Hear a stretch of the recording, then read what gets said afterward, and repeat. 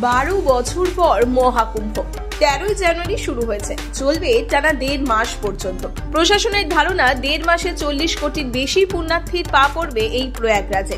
আর সেই অনুমান যে সত্যি হতে চলেছে, মহাকুম্ভ মেলার শুরুতেই তার আজ পাওয়া যাচ্ছে। হোটেলে তিল ধারণের জায়গা নেই, বাড়তি ট্রেন দিয়েও ভিড় সামাল দেওয়া যাচ্ছে না।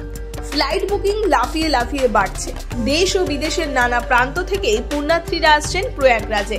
মহাকুম্ভ মেলায় পৌঁছতে আকাশপথকে বেছে নিচ্ছেন অনেক যাত্রী। ইক্সিকর গ্রুপ সিইও আলোক বাজপেয়ী বলেন, প্রয়াগরাজে এবার 20টি বিমানবন্দর থেকে সরাসরি বিমান পৌঁছে যাচ্ছে।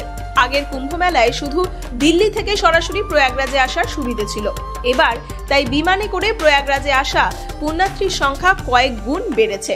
গত বছরের এই সময়ের চেয়ে তাই প্রয়াগরাজে আসার জন্য বিমান বুকিং এর সংখ্যা 162% বেড়েছে। প্রয়াগরাজের নিকটবর্তী বারাণসী এবং লখনৌ বিমানবন্দরেও যাত্রী সংখ্যা বেড়েছে।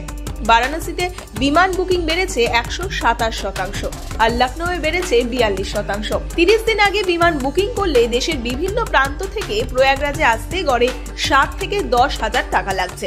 তবে বিমানের সংখ্যার তুলনায় টিকিটের চাহিদা বেশি থাকায় ভোপাল থেকে সরাসরি প্রয়াগরাজে আসার টিকিটের দাম 17,000 টাকাও পড়ছে।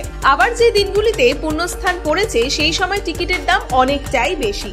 যেমন 27শে জানুয়ারি মুম্বাই থেকে প্রয়াগরাজে আসতে বিমান ভাড়া পড়ছে 27,000 টাকা।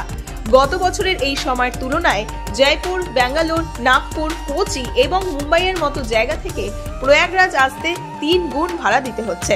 মেক মাই ট্রিপের সহ প্রতিষ্ঠাতা ও গ্রুপ সিইও রাজেশ মাগো বলেন, সবচেয়ে বেশি বিমান বুকিং হয়েছে মহাকুম্ভ মেলার সূচনা ও সমাপ্তির সময়। ইজ মাই ট্রিপের সহ প্রতিষ্ঠাতা ও সিইও রিকান্ত পিট্টি বলেন, দেশ এবং বিদেশ থেকে বুকিং করা হচ্ছে, গ্রুপ বুকিংও করা হচ্ছে। শুধু 50 কিংবা তার বেশি বয়সী নাগরিকরা নন, কম বয়সীরাও মহাকুম্ভ নিয়ে উৎসাহিত। ট্রেনেও যাত্রী সংখ্যা অনেকটাই বেড়েছে। গত বছরের এই সময়ের চেয়ে এবার প্রয়াগরাজে আসার ট্রেনের বুকিং বেড়েছে 187%। প্রয়াগরাজে থাকার জায়গা পেতেও কালঘাম ছুটছে পুণ্যার্থীদের। একটি তাঁবুর জন্য প্রতি রাতে 12,500 টাকা থেকে 50,000 টাকা পড়ছে। লাক্সারি তাঁবুর জন্য প্রতি রাতে 1 লক্ষ টাকাও দিতে হচ্ছে।